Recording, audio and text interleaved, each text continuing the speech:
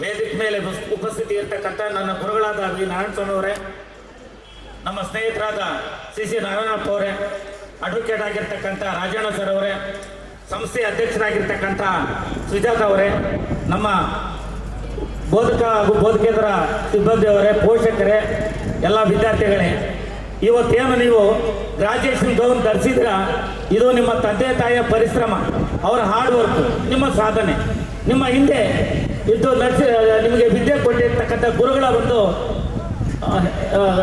ಒಂದು ಶ್ರಮ, ಇದೆಲ್ಲ ಸೇರಿಬಿಟ್ಟು ನಿಮ್ಮ ಕತ್ತಿನಲ್ಲಿ ಕೆಂಪು ಪಟ್ಟಿಯಾಗಿ ನೀವು ತರಿಸಿದ್ದೀರ. ಪ್ರೀತಿ ವಿದ್ಯಾರ್ಥಿಗಳೇ, ನೀವು ಇವತ್ತು ಗ್ರಾಜ್ಯುಯೇಷನ್ ತಗೊಂಡಿದ್ದೀರಾ, ಕೆಲವರು ಆಲ್ರೆಡಿ ಕೆಲಸಗಳು ಸೇರ್ಕೊಳ್ತಾ ಇದ್ದೀರಾ, ಮುಂದೆ ಕೆಲಸಗಳು ಇದ್ದೀರಾ. ನೀವೇನು ಈ ಒಂದು ಪರಿಶ್ರಮ ಇದೆ, ನಿಮ್ಮ ತಂದೆ ತಾಯಿ ಶ್ರಮ ಯಾವತ್ತೂ ಕೂಡ ಮಡಿಬಾರ್ದು. ಯಾಕೆಂದ್ರೆ ನಾವು ಏನಾಗೋಗ್ತೀವಿ ಅಂದರೆ, ನಾವು ಮನೆಯಲ್ಲಿ ಏನು ಮಾಡ್ತಾ ಇದ್ದಾರೆ, ನಮ್ಮ ತಂದೆ ತಾಯಿ ಏನು ಕಷ್ಟಪಟ್ಟಿದ್ದಾರೆ ಅದೆಲ್ಲ ಕೂಡ ಮರ್ತು ಬಿಡ್ತೀವಿ. ನಮಗೆ ಒಂದು ಗ್ರಾಜ್ಯುಯೇಷನ್ ಬಂದ ಮೇಲೆ, ಒಂದು ಕೆಲಸ ಸಿಕ್ಕ ಮೇಲೆ ಆ ಥರ ಆಗಬಾರ್ದು. ಮನೆಯಲ್ಲಿ ತಂದೆ ತಾಯಿ ಏನು ಮಾಡ್ತಾ ಇದೆ, ನಮ್ಮನ್ನು ಓದಿಸಿರ್ತಾರೆ ಅನ್ನೋದು, ಎಷ್ಟು ಕಷ್ಟಪಟ್ಟಿರ್ತಾರೆ ಅನ್ನೋದಕ್ಕೆ ಒಂದು ಸಣ್ಣ ಉದಾಹರಣೆ ಥರ ಸಮೇತ ನಾನು ಹೇಳ್ತೀನಿ.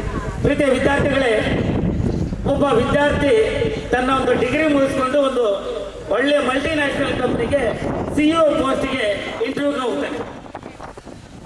ಆ ವಿದ್ಯಾರ್ಥಿ ಪ್ರತಿ ತರಗತಿನಲ್ಲೂ ಕೂಡ ರ್ಯಾಂಕ್ಗಳು ತಗೊಂಡಿರ್ತಾನೆ, ತುಂಬ ಚೆನ್ನಾಗಿ ಮಾರ್ಕ್ಸ್ ಬಂದಿರುತ್ತೆ. ಆ ಮಾರ್ಕ್ಸ್ ನೋಡಿದ್ರೆ ಆ ಕಂಪನಿಯ ಅಡ್ಮಿನಿಸ್ಟ್ರೇಷನ್ ಏನಾಯಿತು ತುಂಬ ಖುಷಿಯಾಗುತ್ತೆ. ಏನು ನೋಡೋದಕ್ಕೆ ಒಂಥರ ಆವ್ರೇಜಾಗಿ ಕಾಣಿಸ್ತಾ ಇದ್ದಾನೆ, ಹುಡುಗನಲ್ಲಿ ಓದ್ತಾನೆ ಅಂತ ಕಲೆ ಕಾಣಿಸ್ತಾ ಇಲ್ಲ. ಬಟ್ ಮಾರ್ಕ್ಸ್ ಕಾರ್ಡ್ಸ್ ನೋಡಿದ್ರೆ ಎಲ್ಲಿ ನೋಡಿದ್ರು ಕೂಡ ಒಳ್ಳೆ ಪರ್ಸೆಂಟೇಜ್ ಬಂದಿದೆ.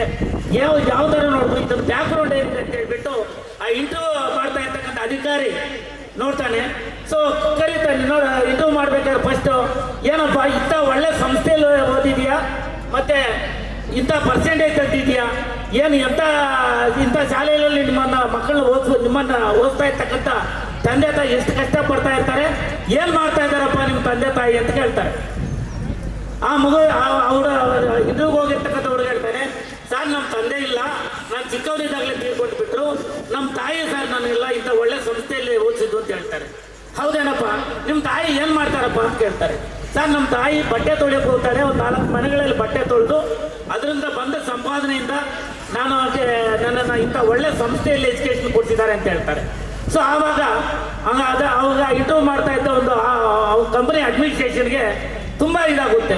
ಅಲ್ಲ, ಅವ್ರ ತಾಯಿ ಬಂದು ಒಂದು ಸಣ್ಣ ಮನೆಗಳಲ್ಲಿ ಕೆಲಸ ಮಾಡಿಕೊಂಡು ದುಡಿದು ಇಂಥ ಒಳ್ಳೆ ಸಂಸ್ಥೆಗಳಲ್ಲಿ ಓದಿಸಿದ್ದಾರೆ, ಅದಕ್ಕೆ ತಕ್ಕಂಗೆ ಮಗು ಕೂಡ ಇಂಥ ಹೈ ಪರ್ಸೆಂಟೇಜ್ ತೆಗೆದಿದೆ ಅಂತ ಹೇಳ್ಬಿಟ್ಟು ಅದಕ್ಕೆ ಇನ್ನೊಂದು ಆ ಇಂಟರ್ವ್ಯೂನ ಸ್ವಲ್ಪ ಪೋಸ್ಟ್ಪೋನ್ ಮಾಡ್ಕೊಳ್ತಾರೆ. ನೋಡಪ್ಪ, ಇವತ್ತು ನಿನ್ನ ಇಂಟರ್ವ್ಯೂ ನಾನು ಫೈನಲ್ ಮಾಡ್ತಾ ಇಲ್ಲ, ಒಂದು ದಿವಸ ನಿನಗೆ ಗ್ಯಾಪ್ ಕೊಡ್ತಾ ಇದ್ದೀನಿ, ನೀನು ಬೆಳಗ್ಗೆ ಹೋಗ್ಬಿಟ್ಟು ಸಾಯಂಕಾಲ ಮನೆಗೆ ಹೋದ್ಮೇಲೆ ಬೆಳಗ್ಗೆ ವಾಪಸ್ ಬಾ, ಸಾಯಂಕಾಲ ಹೋದ್ಮೇಲೆ ನಿಮ್ಮ ತಾಯಿಯವರ ಕೈಗಳೆಲ್ಲ ಒಂದ್ಸಲಿ ತೊಳೆದ್ಬಿಟ್ಟು ನಾಳೆ ಬಂದು ನನಗೆ ರಿಪೋರ್ಟ್ ಮಾಡ್ಕೊ, ನಾನು ಬೆಳಗ್ಗೆ ಇವತ್ತು ನನಗೆ ಸ್ವಲ್ಪ ಅರ್ಜೆಂಟ್ ಕೆಲಸ ಇದೆ, ನಾಳೆ ಇಂಟರ್ವ್ಯೂ ಕಂಟಿನ್ಯೂ ಮಾಡ್ತೀನಿ ಅಂತ ಹೇಳ್ತಾರೆ.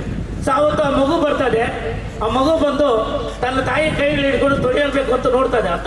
ಆ ಕಂಪ್ನಿ CEO ಪೋಸ್ಟ್ ಹೋಗಿರ್ತಕ್ಕಂಥವ್ನು ಆ ತಾಯಿ ಕೈಗಳು ತಿಳ್ಕೊಂಡಾಗ ಕೈಗಳೆಲ್ಲ ತೆವದ ಬಟ್ಟೆಗಳೆಲ್ಲ ಒಗೆದು ತುಂಬ ಗಡ್ಡೆಗಳು ಕಟ್ಟಿಬಿಟ್ಟಿರುತ್ತೆ, ಸ್ವಲ್ಪ ಗಾಯಗಳು ಕೂಡ ಆಗಿರುತ್ತೆ. ಆದರೂ ಕೂಡ ಆ ತಾಯಿ ಕೆಲಸ ಮಾಡಿಕೊಂಡು ಆ ಮಗುನ ಓದಿಸ್ತಾ ಇರ್ತಾರೆ. ಅದು ನೋಡ್ತಾ ಇರಬೇಕಾದ್ರೆ ಆ ಒಂದು ಆತನಿಗೆ ತನ್ನ ತಾಯಿಯ ಪರಿಶ್ರಮ ಎಷ್ಟಿದೆ, ತನ್ನ ತಾಯಿಯ ಕಷ್ಟ ಏನಿದೆ ಅಂತ ಅರ್ಥವಾಗುತ್ತೆ. ಆ ಕೈ ತೊಳಿತಾ ಇರಬೇಕಾದ್ರೆ ಕಣ್ಣೀರ ಹನಿಗಳು ಕೂಡ ಕೈ ಮೇಲೆ ಬೀಳುತ್ತೆ. ಆವತ್ತು ಅಮ್ಮನಿಗೆ ಅದನ್ನ ಗೊಳು ಅಂತ ಅಳ್ಕೊಳ್ತಾನೆ. ರಾತ್ರಿ ಹೋದಾಗ ಏನೂ ಹೆಚ್ಚಾಗಿ ಮಾತಾಡ್ತಾ ಇರಲ್ಲ ಅಂತವನು ಅವತ್ತು ಅವ್ರ ತಾಯಿ ಜೊತೆ ತುಂಬ ಚೆನ್ನಾಗಿ ಮಾತಾಡ್ತಾನೆ. ಅಮ್ಮ ನಾನು ಮನೆಯಲ್ಲಿರ್ತಕ್ಕಂಥ ಬಟ್ಟೆ ಅಲ್ಲ, ನಾನು ಹೋಗಿದ್ದೀನಿ, ನಿನ್ಗೆ ಸಹಾಯ ಮಾಡ್ತೀನಿ ಅಂತ ಮಾಡ್ತಾನೆ. ಅಡುಗೆ ಕೆಲಸದಲ್ಲೂ ಸಹಾಯ ಮಾಡ್ತಾನೆ. ಎಲ್ಲ ಮಾಡಿಬಿಟ್ಟು ಬೆಳಗ್ಗೆ ಮತ್ತೆ ಕಂಪ್ನಿ ಇಂಟರ್ವ್ಯೂ ಅಟೆಂಡ್ ಮಾಡ್ತಾನೆ. ಮತ್ತೆ CEO ಹತ್ರ ಹೋದ ತಕ್ಷಣ CEO ಕೇಳ್ತಾರೆ, ನೋಡಪ್ಪ ನಾನು ಹೇಳ್ದನಲ್ಲ ನಿಮ್ಮ ತಾಯಿ ಕೈಗಳು ತೊಳ್ಕೊಂಡು ಬಂದೆ ಅಂತ ಕೇಳ್ತಾರೆ. ಸೊ ಅವ್ರು ಹೇಳ್ತಾರೆ, ಸರ್ ತೊಳೆದೆ ಅಂತಾರೆ. ಸೊ ಏನಪ್ಪ ಅರ್ಥ ಆಯಿತು ಅಂತ ಕೇಳಿದಾಗ, ಸರ್ ನನ್ನ ಒಂದು ಈ ಪರಿಶ್ರಮ, ಈ ಅಂಕಗಳು, ನನ್ನ ಒಂದು ಈ ಜ್ಞಾನದ ಹಿಂದೆ ಇರ್ತಕ್ಕಂಥ ಕೈಗಳು ಯಾವುದು ಅಂತ ನನಗೆ ಇವತ್ತು ರಿಯಲ್ ಆಗಿ ಅರ್ಥ ಆಯ್ತು ಸರ್. ನಮ್ಮ ತಾಯಿ ಫೀಸ್ ಕೇಳಿದ ತಕ್ಷಣ ಕೊಡ್ತಾ ಇದ್ರು, ನಾನು ಖರ್ಚಿಗೆ ಏನು ಬೇಕಾದರೂ ಕೊಡ್ತಾ ಇದ್ರು, ನನಗೆ ಯಾವತ್ತು ಹೊಸ ಬಟ್ಟೆ ಬೇಕಾದರೂ ಕೊಡ್ತಾ ಇದ್ರು. ಆದರೆ ಇಲ್ಲಿ ತನಕ ನನಗೆ ನಮ್ಮ ತಾಯಿಯ ಕಷ್ಟ ಯಾವ ಲೆವೆಲಲ್ಲಿದೆ ಅಂತ ಅರ್ಥ ಮಾಡ್ಕೊಂಡಿರಲಿಲ್ಲ. ಇವತ್ತು ನನಗೆ ಕಂಟಿಗೆ ತುಂಬ ಇದಾಯಿತು, ಕಟ್ಟಿದಾಯ್ತು. ನನ್ನ ಜೀವನದಲ್ಲಿ ನಮ್ಮ ತಾಯಿ ಎಲ್ಲಿ ತನಕ ಬಂತು, ಕಷ್ಟಪಟ್ಟು ನನ್ನನ್ನು ಓದಿಸಿದ್ದಾಳೆ ನನ್ನ ಈ ಮಟ್ಟಕ್ಕೆ. ಒಂದು ಸಂತೋಷ ಏನು ಅಂತಂದರೆ ನಮ್ಮ ತಾಯಿಯ ಪರಿಶ್ರಮವನ್ನು ನಾನು ಯಾವುದೇ ಒಂದು ಕ್ಷಣದಲ್ಲೂ ಕೂಡ ಮರೆದಂಗೆ ಒಳ್ಳೆ ಎಜುಕೇಷನ್ ಮಾಡ್ಕೊಂಡಿದ್ದೀನಿ.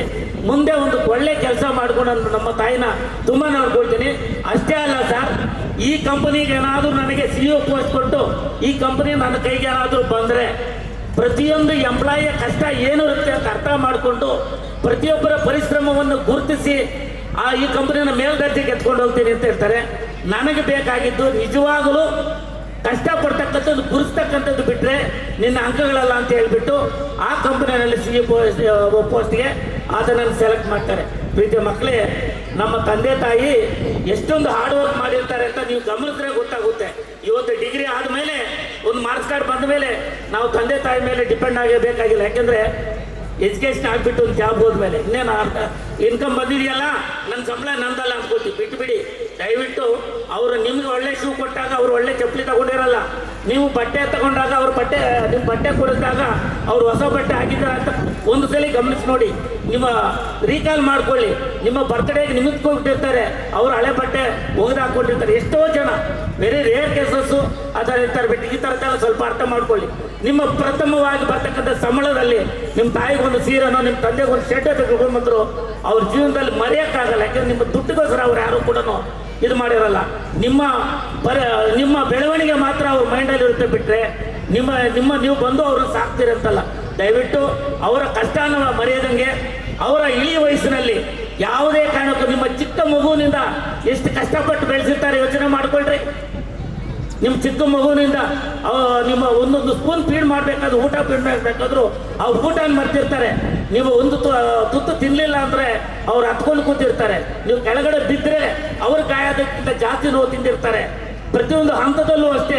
ನಿಮ್ಮ ಸ್ಕೂಲ್ ಬಸ್ ಹತ್ರ ಕರ್ಕೊಂಡು ಹೋಗೋದೇನು, ಬಸ್ ಹತ್ಸೋದೇನು, ನೀವೇನಾದರೂ 5 ನಿಮಿಷ ತಡವಾದರೆ ಎಷ್ಟು ಒದ್ದಾಡ್ತಾ ಇರ್ತಾರೆ ಸ್ಕೂಲ್ ಲೆವೆಲಲ್ಲಿ. ಗಮನಿಸಿದ್ದೀರಾ? ಇವತ್ತೇನಿಲ್ಲ, ನಾವು ಹೋಗಿದ್ದೀವಿ ಅಂತಂದರೆ 10 ಗಂಟೆ ಮನೆಗೆ ಹೋಗ್ತೀವಿ. ಇವಾಗ ಫೋನ್ಗಳಿದೆ, ಎಲ್ಲಿದ್ದೆ ಅಂತ ಇಲ್ಲಿ ಯಾರು ಫ್ರೆಂಡ್ಸ್ ಇದ್ದಾರೆ ಬರ್ತೀನಿ ಅಂತ ಹೇಳ್ತೀವಿ. ಅದಲ್ಲ, ನಿಮ್ಮ ತಾಯಿ ನಿಮ್ಮ ತಂದೆ ಬಸ್ಸು 4 ಗಂಟೆಗೆ ಬರಬೇಕಾದ್ರು 4-5 ನಿಮಿಷಕ್ಕೆ ಬಂದರೆ ವಿಲ ಅಂತ ಒದ್ದಾಡ್ತಾ ಇರ್ತಾರೆ. ಅದು ನಿಮ್ಗೆ ಇವಾಗ ಅರ್ಥ ಆಗಲ್ಲ, ಮುಂದೆ ಒಂದು ದಿವಸ ಬರುತ್ತೆ. ಮುಂದೆ ಒಂದು ದಿವಸ ಬಂದಾಗ ಗೊತ್ತಾಗುತ್ತೆ. ಪ್ರೀತಿಯ ಮಕ್ಕಳೇ, ಒಂದ್ಸಲಿ ಒಂದು ಮಗು ಒಂದು ಮನೆಯಲ್ಲಿ ತಟ್ಟೆಗಳೆಲ್ಲ ಪ್ಲೇಟ್ಗಳೆಲ್ಲ ಈ ನಮ್ಮ ಈ ಥ್ರೋಯಿಂಗ್ ಪ್ಲೇಟ್ಗಳೆಲ್ಲ ಈ ಥರ ಪ್ಲೇಟ್ಗಳೆಲ್ಲ ಒಂದು ಕಡೆ ಜೋಚಿ ಎತ್ತಿಡ್ತಾ ಇತ್ತಂತೆ, ಭದ್ರವಾಗಿ ಎತ್ತಿಡ್ತಾ ಇತ್ತಂತೆ. ಯಾಕೆ ಅಂತ ಅವ್ರ ಅಪ್ಪ ಕೇಳಿದಂತೆ, ಅಪ್ಪ ನಮ್ಮ ಅಜ್ಜಿಗೆ ಮತ್ತು ತಾತಗೆ ಊಟ ಬಡಿಸ್ಬೇಕಾದ್ರೆ ಈ ಥರ ಪ್ಲೇಟ್ಗಳು ಬಡಿಸ್ತಿರಲ್ಲ, ನಮ್ಮ ಮನೇಲಿರೋ ಒಂದು ಒಳ್ಳೆ ತಟ್ಟೆಗಳು ಕೊಡಲ್ಲ, ನಿನಗೆ ಏಜ್ ಆದಾಗ ನಿನಗೂ ಈ ಥರ ತಟ್ಟೆಗಳು ಬೇಕಾಗುತ್ತಲ್ಲ, ಇವಾಗ ಇರೋ ತಟ್ಟೆಗಳನ್ನ ಉಳಿಸ್ಕೊಳ್ತೀನಿ ಅಂತ ಯಾವುದೋ ಫಂಕ್ಷನ್ ಉಳಿಸಿರ್ತಕ್ಕಂಥ ತಟ್ಟೆಗಳೆಲ್ಲ ಎತ್ತಿರ್ತಾ ಇತ್ತಂತೆ. ಆವಾಗ ನೋಡಿ, ನಾವು ನಮ್ಮ ತಂದೆ ತಾಯಿನ ಚೆನ್ನಾಗಿ ನೋಡಿಕೊಂಡ್ರೆ ನಮ್ಮ ಮಕ್ಕಳು ಅದನ್ನು ಗಮನಿಸಿ ನಮ್ಮನ್ನು ಚೆನ್ನಾಗಿ ನೋಡ್ಕೊಳ್ತಾರೆ. ಡಿಗ್ರಿ ಆದ ತಕ್ಷಣ ನಿಮ್ಮ ಜವಾಬ್ದಾರಿಗಳು ಮಡಿಬೇಡಿ. ಯಾಕೆಂದರೆ ಸಮಾಜಕ್ಕೂ ನಿಮ್ಮ ಕೊಡುಗೆ ಬೇಕು. ಸಮಾಜಕ್ಕೂ ಕೂಡ ನಿಮ್ಮ ಕೊಡುಗೆ ತುಂಬ ಮುಖ್ಯ. ಅಂದರೆ ಸಮಾಜಕ್ಕೆ ಒಳ್ಳೆಯದಾಗುವಂಥ ಕೆಲಸಗಳು ಮಾಡಿ ನಿಮ್ಮ ಅಕ್ಕಪಕ್ಕದವರಿಗೆ, ಸ್ನೇಹಿತರಿಗೆ, ನಿಮ್ಮ ಕೊಲೀಸ್ಗೆ ಕೂಡ ನೀವು ಅಚ್ಚುಮೆಚ್ಚಿನ ಪ್ರಜೆಗಳಾಗಿ. ಯಾಕೆಂದರೆ ಡಿಗ್ರಿ ಬಂದ ತಕ್ಷಣ ನಾವೇನೋ ಸಾಧನೆ ಮಾಡ್ದಂಗಲ್ಲ. ಡಿಗ್ರಿ ಜೊತೆಗೆ ನಾವು ಮಾನವ ಮೌಲ್ಯಗಳನ್ನು ಕಲ್ತ್ಕೋಬೇಕು, ಬದುಕೋ ಕಲೆ ಕಲ್ತ್ಕೊಳ್ಬೇಕು. ಡಿಗ್ರಿಯಿಂದನೇ ಕೆಲಸ ಸಿಗಲ್ಲ. ಅದರಲ್ಲೂ BCom ಓದಿರ್ತಕ್ಕಂಥ ಮಕ್ಕಳು ಎಲ್ಲರಿಗೂ ಕೂಡ ಬೇಕು. ನಿಮ್ಮ ಅಕೌಂಟ್ಸ್ ಬೇಕೇ ಬೇಕು. ಒಬ್ಬ ಡಾಕ್ಟರ್ ಆಗಲಿ, ಒಬ್ಬ ಇಂಜಿನಿಯರ್ ಆಗಲಿ, ಒಬ್ಬ ಟೀಚರ್ ಆಗಲಿ, ಒಬ್ಬ ಕಾರ್ಪೆಂಟರ್ ಆಗಲಿ, ಏನೇ ಕೆಲಸ ಮಾಡಿ, ಒಬ್ಬ ಪಾನಿಪುರಿ ಅಂಗಡಿ ಇಟ್ಕೊಂಡಿರ್ತಕ್ಕಂಥವ್ರಿಗೂ ಕೂಡ ಅಕೌಂಟ್ಸ್ ರಿಲೇಟೆಡ್ ಬೇಕೇ ಬೇಕು. ನಿಮ್ಗೆ ಒಳ್ಳೆ ಭವಿಷ್ಯ ಇದೆ. PG ಮಾಡ್ತಾ ಇದ್ದೀರಾ, ಸುಮಾರು ಜನ ಕೆಲಸಗಳು ಮಾಡ್ತಾ ಇದ್ದೀರಾ. ನಿಮ್ಮ ಭವಿಷ್ಯನ ಉಜ್ವಲಗೊಳಿಸ್ಕೊಳ್ಳಿ. ಅದ್ರ ಜೊತೆಗೆ ನಿಮ್ಮ ತಂದೆ ತಾಯಿ ನಿಮಗೆ ಏನು ಸಹಾಯ ಮಾಡಿದ್ದಾರೆ ಪ್ರತಿಯೊಬ್ಬರನ್ನು ಮರಿಬೇಡಿ. ಪ್ರತಿ ಕ್ಷಣದಲ್ಲೂ ಕೂಡ ನಾನು ಹೇಳಿರ್ತಕ್ಕಂಥ ಮಾತುಗಳನ್ನು ದಯವಿಟ್ಟು ಮರಿಬೇಡಿ. ಯಾಕೆಂದರೆ ಹಕ್ಕಿಗೆ ರೆಕ್ಕೆಗಳ ಬಂದ ತಕ್ಷಣ ಹಾರೋಗೋದಲ್ಲ. ಹಕ್ಕಿ ರೆಕ್ಕೆ ಬರೋದಕ್ಕಿಂತ ಮುಂಚೆ ಬೆಚ್ಚಗೆ ಒಂದು ವಾತಾವರಣ ಕಲ್ಸ್ಕೊಳ್ಳುತ್ತಲ್ಲ ಅವ್ರ ತಾಯಿ, ಅದನ್ನು ಮರಿಬಾರ್ದು. ದಯವಿಟ್ಟು ಮಕ್ಕಳೇ, ಇವತ್ತೇನು ಗ್ರಾಜುಯೇಷನ್ ಕೊಡ್ತಾ ಇದ್ದೀವಿ ನಾವು, ಅದು ನಿಮಗೆ ಒಂದು ಜಸ್ಟ್ ಒಂದು ಸರ್ಟಿಫಿಕೇಟ್ ಅಷ್ಟೇ. ಬಟ್ ಇದನ್ನು ಮುಂದೆ ಇಟ್ಕೊಂಡು ನೀವು ನಡ್ಸ್ಕೊಳ್ತಕ್ಕಂಥ ರೀತಿ 4 ಜನಕ್ಕೆ ಮಾದರಿ ಆಗಬೇಕು, ಸಮಾಜಕ್ಕೆ ಮಾದರಿ ಆಗಬೇಕು. ನಿಮ್ಮನ್ನು ನೋಡಿ 4 ಜನ ಕಲಿಬೇಕು, ನಾನು ಈ ಥರ ವ್ಯಕ್ತಿ ಆಗಬೇಕು ಅಂತ. ಯಾಕೆಂದರೆ ಎಲ್ಲ ದುಡ್ಡಿದ್ದೇ ಕಲಿಯಲ್ಲ. ದುಡ್ಡಿದ್ದವರು ಎಷ್ಟೋ ಜನ ಇರ್ತಾರೆ. ಅಬ್ದುಲ್ ಕಲಾಂಗೆ ಕಾಲೇಜಲ್ಲಿ ಫೀಸ್ ಕಟ್ಟಕ್ಕೆ ಆಗದೆ ಇದ್ದಾಗ ಅವ್ರ ಅಕ್ಕ ಬಳೆಗಳನ್ನು ಎತ್ಕೊಂಡೋಗಿ ಹಣ ಇಟ್ಬಿಟ್ಟು ತಮ್ಮನಿಗೆ ಫೀಸ್ ಕಟ್ಟಿದ್ರು. ಆತನ ಜವಾಬ್ದಾರಿಯಿಂದ ನಡ್ಕೊಂಡಿದ್ದಕ್ಕೆ ಆತ ಯಾವ ಲೆವೆಲ್ ಹೋದ ನೋಡಿ, ನಮ್ಮ ರಾಷ್ಟ್ರಪತಿ ಆದ. ಅವತ್ತು ಫೀಸ್ ಕಟ್ಟಕ್ಕೆ ಇದಿರಲಿಲ್ಲ, ಏನು ಮಾಡೋದು ಅಂತ ಯೋಚನೆ ಇಲ್ಲ. 300 ರೂಪಾಯಿ ಫೀಸ್ ಅಷ್ಟೇ ಅವಾಗ ಅವ್ರಿಗೆ ಇದ್ದಿದ್ದು. ಇಂಜಿನಿಯರಿಂಗ್ ಮೆಡ್ರಾಸ್ ಇಂಜಿನಿಯರಿಂಗ್ ಕಾಲೇಜಲ್ಲಿ ಸಿಕ್ಕಾಗ ಆ ಫೀಸ್ ಕಟ್ಟೋದು ಏನು ಅಂತ ಯೋಚನೆ ಮಾಡ್ತಾ ಇದ್ರು. ಸೊ ಅಂಥವನ್ನು ನಮ್ಮ ಮಿಸೈಲ್ ಮ್ಯಾನ್ ನಾವು ಯಾವತ್ತೂ ಜೀವನದಲ್ಲಿ ಮರೆಯೋಕ್ಕಾಗಲ್ಲ. ಯಾರು ದುಡ್ಡಿರೋರೇ ಸಾಧನೆ ಮಾಡಲ್ಲ ಮಕ್ಕಳೇ. IAS KS ಅಧಿಕಾರಿಗಳನ್ನು ಚೆಕ್ ಮಾಡಿ ಅವರ ಹಿಂದೆ ಎಷ್ಟು ಇರುತ್ತೆ ಅಂತಂದರೆ ಅದರಲ್ಲಿ 2-3% ಕೋಟ್ಯಾಧಿಪತಿಗಳಿರ್ತಾರೆ. ಮಿಕ್ಕ 92-98% ಊಟಕ್ಕೂ ಕೂಡ ತಿನ್ನೋದಕ್ಕೆ ಕಷ್ಟಪಡ್ತಕ್ಕಂಥವ್ರು ಇರ್ತಾರೆ. ಅದನ್ನು ನೀವು ಮನಸ್ಸು ಮಾಡಿದ್ರೆ ಏನು ಬೇಕಾದರೂ ಸಾಧನೆ ಮಾಡಬಹುದು. ದುಡ್ಡಿರೋರು ಸಾಧನೆ ಮಾಡೋದು ತುಂಬ ಕಷ್ಟ. ದುಡ್ಡು ಇಲ್ಲದೆ ಇರ್ತಕ್ಕಂಥವ್ರಿಗೆ ಆಸೆಗಳು ಜಾಸ್ತಿ ಇರುತ್ತೆ. ಅದರಿಂದ ಆಸೆಗಳನ್ನು ಬೆಳೆಸ್ಕೊಳ್ಳಿ, ನಿಮ್ಮ ಜೀವನ ಖಂಡಿತವಾಗಿ ಇದಾಗುತ್ತೆ. ಕೆಟ್ಟ ದಾರಿಗಳು ಹಿಡಿಬೇಡಿ. ಯಾವುದೇ ಕ್ಷಣದಲ್ಲೂ ನೀವು ಕೆಟ್ಟ ದಾರಿಗಳು ಹಿಡಿದಂಗೆ ಹೋದರೆ ಖಂಡಿತವಾಗಿ ನಿಮ್ಮ ಜವಾಬ್ದಾರಿ ಅರ್ಥಕೊಂಡು ನಿಮ್ಮ ಮನೆ, ನಿಮ್ಮ ಶಾಲೆ, ನಿಮ್ಮ ಒಂದು ಪರಿಸರ, ನಿಮ್ಮ ಒಂದು ಜವಾಬ್ದಾರಿಗಳನ್ನು ಅರ್ತು ನಡ್ಕೊಂಡ್ರೆ ನಿಮಗೆಲ್ಲ ಒಳ್ಳೆಯದಾಗುತ್ತೆ ಅಂತ ಹೇಳ್ತಾ ಈ ಒಂದು ಮಾತಾಡೋಕ್ಕೆ ಅವಕಾಶ ಕೊಟ್ಟರೆ ನಿಮ್ಮೆಲ್ಲರಿಗೂ ಕೂಡ ಧನ್ಯವಾದಗಳು ತಿಳಿಸ್ತಾ ನಾನು ಮಾತುಗಳನ್ನು ಮುಗಿಸ್ತಾ ಇದ್ದೀನಿ. ಧನ್ಯವಾದ.